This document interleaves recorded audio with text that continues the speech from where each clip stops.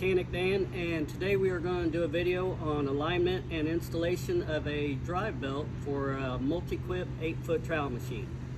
Oftentimes people like to change the belt as quick as they can, just drop the shaft and throw a belt on, but unfortunately if you don't align it, you're just going to eat up your belt pretty quick.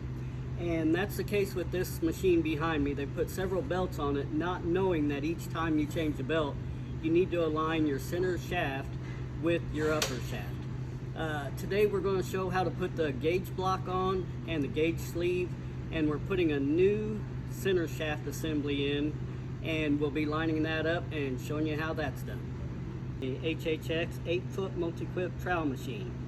A lot of people like to just change the belt and go on with their way, but unfortunately you really need to align the center shaft and everything to make sure your belt lasts as long as it really should. You need to get all that life out of the belt you can.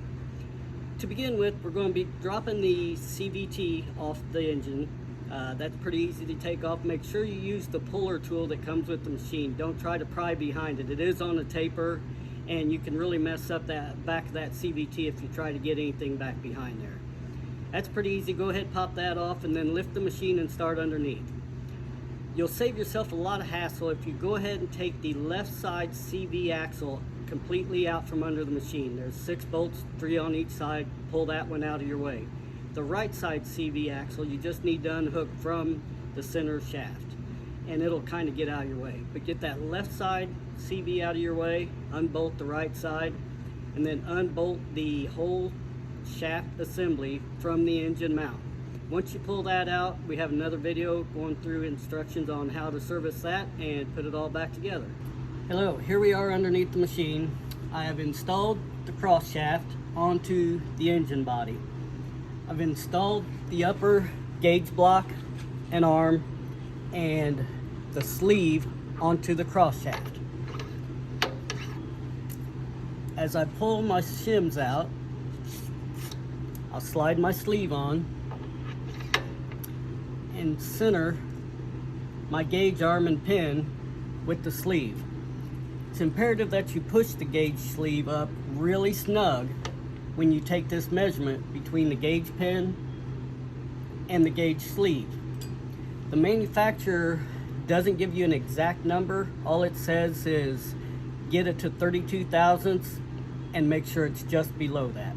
How far below that they don't say, but luckily this one turned out about 28 thousandths with the amount of shims I have. Without the shims, it was way too far away, so I'll shove my shims on there, gauge sleeve, hold it firm, and as of now 25 thousandths is a little light, just a little bit. I could put another shim in there, maybe a 5 thousandths, but at this point I'm kind of happy with the way it is right now. I'm going to tighten everything down and see if it stays that way. One thing you'll want to do when you pull your cross shaft out, you'll have these 12mm bolts holding it to the engine cradle. Every time you take those out, be sure and tap those holes, 12mm by 1.75 thread. They're always going to be full of concrete, Loctite, everything, and you won't get a good torque reading when you go to torque those back in. You want to clean the threads, torque that up to 50 foot-pounds. And another thing you need to remember, when you torque your gauge block to your engine shaft, the taper, only go 20 foot-pounds. If you go further, you'll get it down on the taper a little too far and you won't get a good reading. So 20 foot-pounds, perfect for that. 50 foot-pounds, perfect for these engine cradle mounts. And don't forget to use blue serviceable Loctite.